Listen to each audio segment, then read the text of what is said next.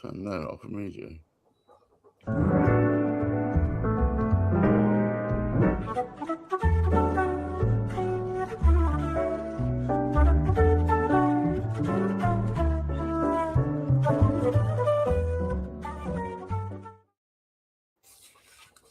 Bienvenue, welcome to Property Quorum, a place where good property ideas go to be expunged, promoted and talked about. And of course, the man who helps me do exactly that, Hamish McClay of Search and Convey. And beside him, the incomparable, the incandescent Silas J. Lees of WigglyWam, one of the best, most popular property forums where you can go and discuss these very ideas. I suggest all of you, if you're in the property world, go and look at it today. But anyway, moving straight on, we've got an interesting topic, one I know absolutely nothing about, beyond the launch day. And of course, so that we get more meat on these bones. Hamish McClay.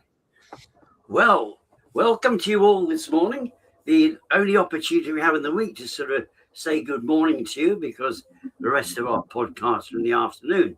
But great, those of you who've been able to join us. And if it's later in the day and you're looking at the recording, great that you're on board as well. We're speaking today of a topic. It's now live because there was lots of talk before the Renters' Rights Act was brought into sort of force, which is now live and running. And we can actually sort of see some of the consequences unfolding. Largely, though, what one tends to notice, any changes, the immediate impact isn't quite so obvious. And very often it's over a time period that we sort of see things unfold. But what we did see prior to this particular sort of act coming into sort of place, because one of the major things it was attempting to do, because there was a suggestion that this Section 21, which could be used by landlords to evict people without, it is argued that it was to evict tenants without a just cause. But there always was a cause. It wasn't just for the sake of doing it. There was always good reason behind that particular sort of one. And in fact, it helped tenants in many respects, because if they were in arrears, if a landlord used Section 21, nothing went on record about those particular sort of arrears. So it did help that particular sort of person out, who then had to sort of move on to find sort of some other place for residence. Now, this is the big challenge as well that we need to sort of think about, because there are limitations, and we've got a serious challenge still with the court, not just to do with the Renters' Rights Act, of course, but our court system is a complete shambles, as we sort of well know at the moment, because the government's trying to interfere with various different things that are going on, and it's not helping any aspects of the court system whatsoever. And the big challenge is, if you put down, once you put in regulation, once you put in restrictions there, the landlord is going to be a little bit more wary of who he lets into his premises. So he's going to be more selective. So is the Renters' Rights Act really going to benefit the renters? Is it going to benefit the tenants? Or is it a cautionary sort of tale for the landlords to say, look, guys, you've got to be very, very careful now who you let into your property?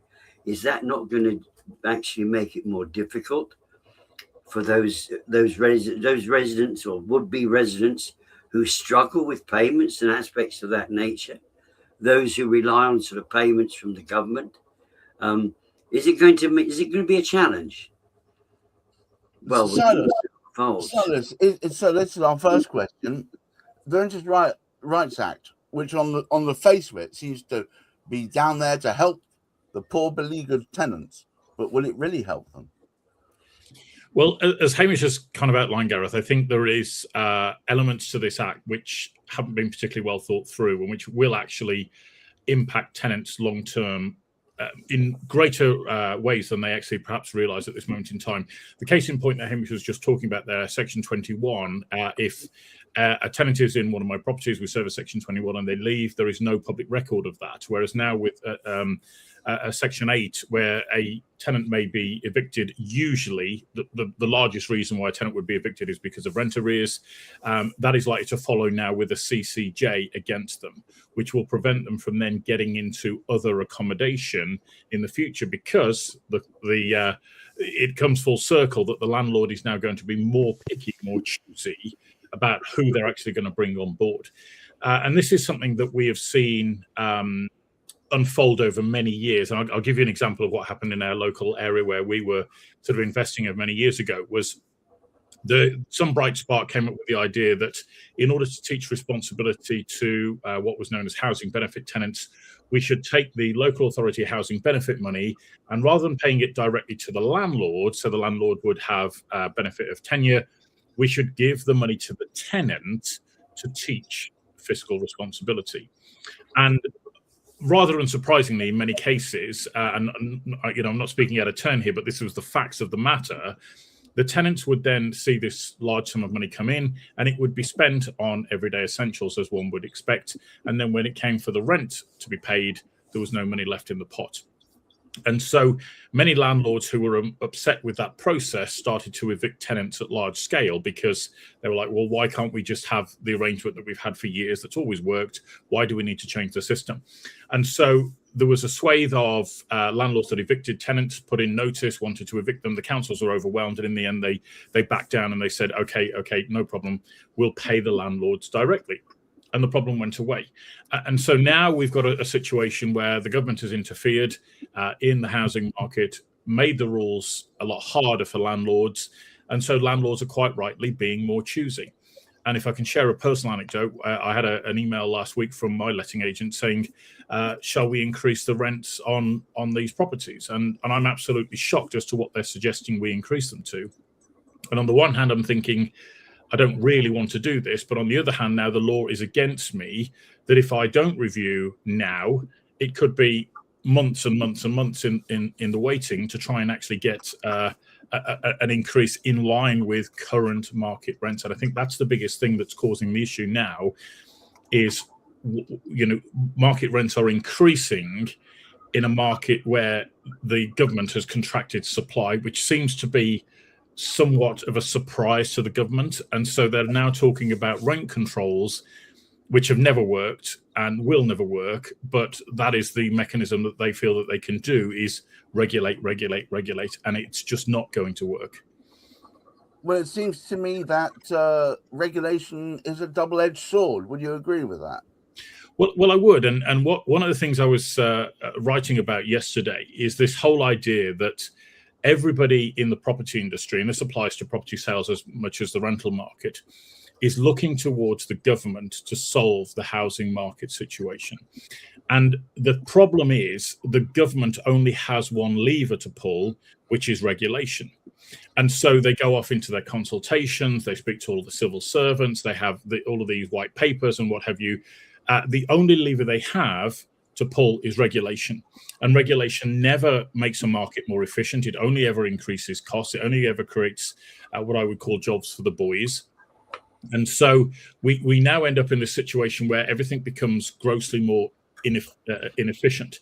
The only way some of these challenges can be solved is through innovation and creativity and entrepreneurship, which the government cannot and will not embrace, largely because they don't understand it. I think we'd struggle to find an MP who's actually run a business or run a property portfolio, for example. And so this whole idea that we're leaning on the government for more solutions that only end up in more regulation, to me, is Einstein's definition of insanity. Well, yeah, doing the same thing again and again, expecting different results. It seems to me that regulation has its place, but when it seems to me this regulation is regulation for regulation's sake, almost performative. Well, I suppose if the cynically minded person, Gareth, might ask, well, what would the government do if they weren't introducing new regulation, every parliamentary term, every year?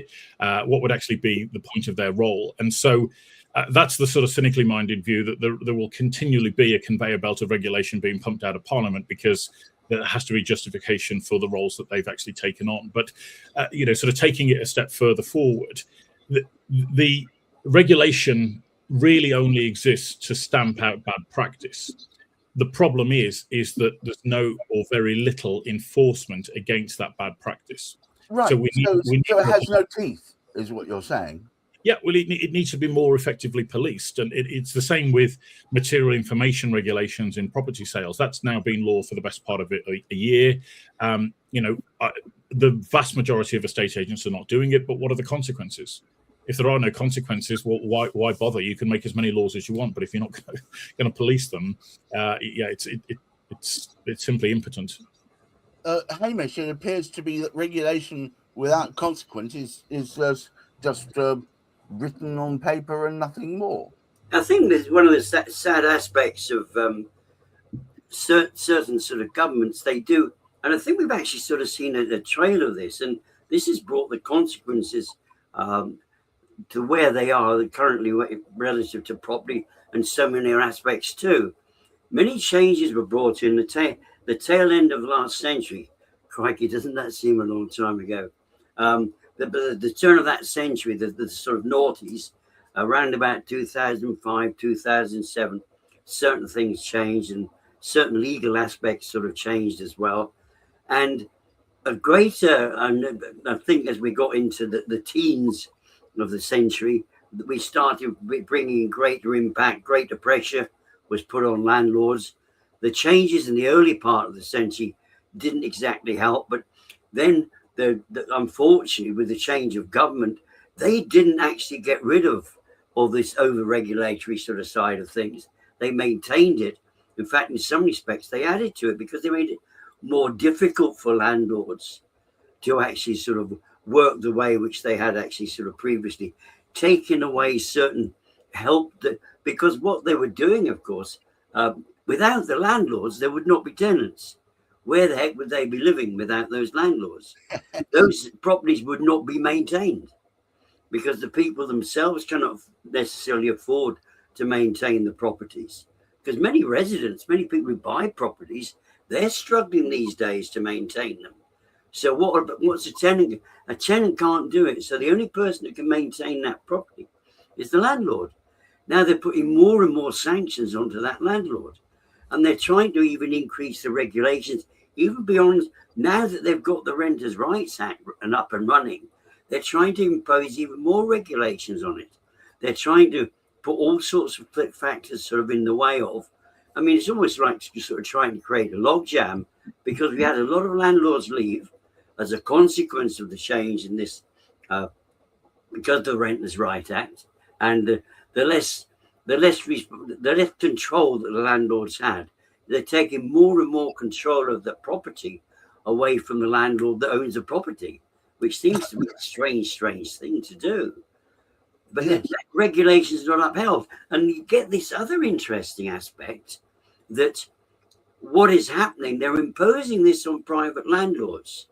And of course, as we know, there are some corporate landlords. It doesn't really matter when we speak about the corporate landlords or the individual landlords, those that own sort of 4 or 5 properties compared to those that own 40 or 50 properties. They're imposing these restrictions, regulations on that. And they're bringing in this fact that they can check up on these landlords. They can get access to the properties. They can look at them. They can do this. They can impose all sorts of different things upon that landlord for not maintaining things. What do they do about their own properties? What do they do about social housing? What do they do about council housing? Do they check up on those? Do they actually sort of, because basically they're marking their own homework again, or they choose not to. In the majority of cases, we actually sort of know Tiffany, who joined us from time to time, because she has an awful lot of experience herself, relative to council and the social housing, she will tell us, once those residents are in there and they're paying their rent, they don't see anybody. But is the property maintained? Well, no, because nobody comes in to check it. So 2 rules again, 2-tier society in terms of housing as well. Well, yes, and I think no one is surprised it's gone that way. We could have predicted that.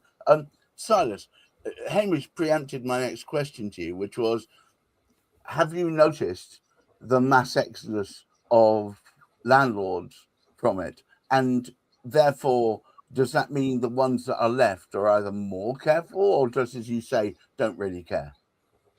Well, that's a great question, Gareth. So there have been headlines printed in the major publications of the press, suggesting that there are 700 properties a day being listed that were previously rentals that are actually being listed now for sale.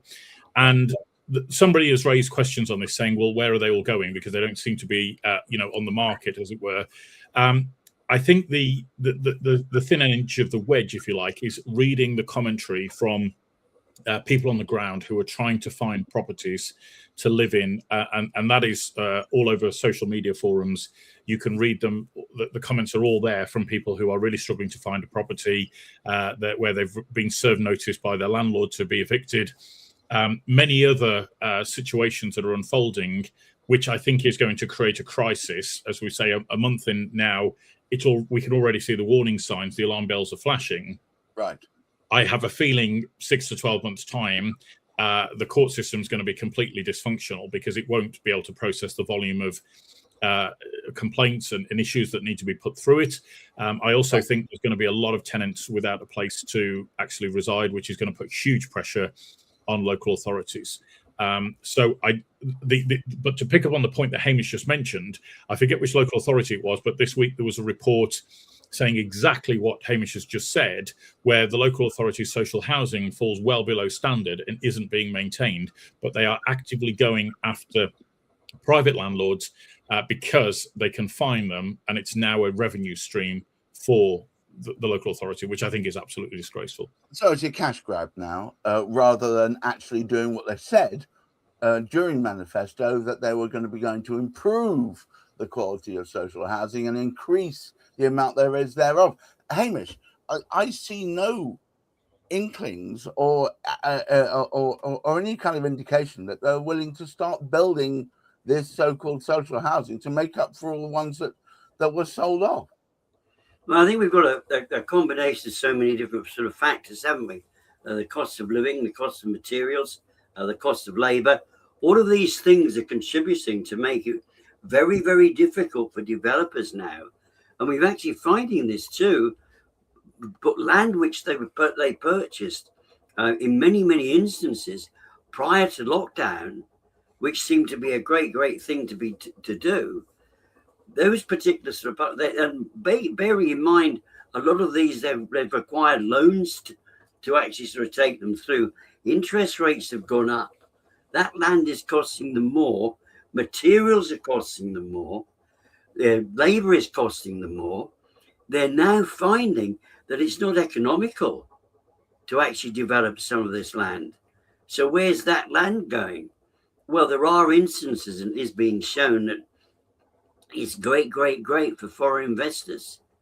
And I'm sure this is part to do with, one can't say, but one of the reasons why many, many people are visiting China with our wondrous Prime Minister is to try and get investment from the Chinese into this particular sort of country. And if they've got the cash, and some of them do have, this is a great, great investment for them because they don't have the liability, but they can actually buy up this sort of land. So how much land, how much property is being bought now by people outside of the UK? So there's a big challenge in many, many respects, and it's all built up. And the other one, of course, and we haven't quite mentioned it, but it's obviously rippling through there in the background, the Section 21s, which are unfolding, they haven't all come about yet. Those people have yet to leave their properties. So the reality is there will be more of those leaving their properties, and of course they will have to be finding places. And there is a shortage of places, and we haven't got the build yet. And sorry, we cannot get the build. There needs to be some investment. The government could have helped out here at one particular point in time. Sadly, the government themselves now have forced themselves into a situation. They don't have the money to invest to actually sort of help where that help is needed. So it has to come from the private, the private side. that is the side of things which is going to happen. It will not happen by relying, as Silas sort of said, we can't rely on the government to do anything. It has to be the creative individuals who actually get on and get things done. Well, oftentimes progress is propelled by those creative individuals. We had a comment by a friend of the show, Zara Olibukas of Nexa Law, our tame legal eagle. Local authorities and council are failing in their duty to maintain and repair. Just look at all the news stories. Silas? I mean, where do you go with this? I think so many people are just so frustrated that there seems to be endless money for rather pointless and frivolous activities, and yet the roads are in a massive state of disrepair. People can't get their bins emptied. We've got no real infrastructure to speak of, and so I think there is a real issue here, which Hamish has highlighted. The cost of development is rising. Obviously, preventing more homes from being built. Promises made around simplifying the planning system don't seem to be coming into fruition. I'm reading all sorts of horror stories of developers. One the other day, he'd got a town centre property with a ground floor shop, and the council would push him down the route of a HMO, but not separate living accommodation, i.e. turning it all into sort of 1 and 2 bedroom flats. The numbers don't work as a HMO. They work as separate flats. And so there needs to be more economic understanding within local authorities and councils and at government level, which there seems to be this idea that there's an endless money pit coming out of the property sector, and somehow or other we just tax it more, we fine them more, and everything will improve. I cannot fathom the logic, and I don't think there is any. So one might say that local authorities with money sense might be a dangerous beast indeed. Hamish McClay, would you please take us home? Well, yes. What we can actually sort of say, and it's a bit when we say this sort of so often, regulation is not the answer. Regulation can benefit some parts of the community, but what we've actually sort of seen so far is this Renters' Rights Act really has not helped the industry in any. In fact, it's had a negative impact on an industry which in itself was not running as smoothly as we would have liked. The strange thing is there are still properties changing hand out there, but for different sort of styles of reason, different types of reason, because we know that from what we were speaking earlier, the first-time buyers are struggling to actually sort of get there. Our conversation, which interestingly enough was introduced by Wendy, who we spoke of, Wendy Gibson from First Time Buyers Club, and she spoke sort of some months ago now about multi-generational living, and that was part of the conversation we had earlier this week. People looking for those particular types of properties. There's so much that actually there's so many exciting things that could be happening. This to me is a sad thing. If we could be creative, money is the big struggle at the moment. Right. And the government, in fact, instead of unleashing money, they've screwed up. The money's going in completely the wrong direction. You can only, if you've got a pound note, the only thing you can do about it, you can, if you particularly sort of want to, and this is something they did far too much of, they just printed and reprinted, which did not help the sort of flow at all, because it devalued basically what they had in the first place. Right. But this is what's happened. This is what has actually pushed up material costs. We haven't taken advantage of Brexit, so we're paying higher prices for imports than we would be. We're not using our own energy. We're buying in other people's energy. We're buying in other people's concrete. We have to sort of start and think, right, what is a good way forward in so many different aspects of what's going on in property? But there's so much that could be done. It could be quite exciting. Well, it is exciting in many respects, but we do need to have that creative instinct back, and regulation imposes far too much on people and prevents, if you like, the creativity that we actually sort of need within the housing market. I was talking to a psychic in literally about half an hour ago in a networking group, and I said to her, one should always try and find a happy medium. Yes, thank you very much. I'm here all week. Try the veal. Thank you once again to Hamish McClay of Searching Convey, and of course Silas J. Lees, a man with his finger on the pulse, or is it the throat, hands around the throat? I can't remember which. Of Wiggy-Wan. And to all of you out there, please remember, think creatively. Please try and think of a way that you can inspire and create, rather than just go abroad and say, can you solve our problems for us? There's lots of solutions. Most of them are at home. Until next week, please keep your feet on the ground, keep reaching for the stars. In these troubled times, please try and look after that mental health. Until then, bye-bye.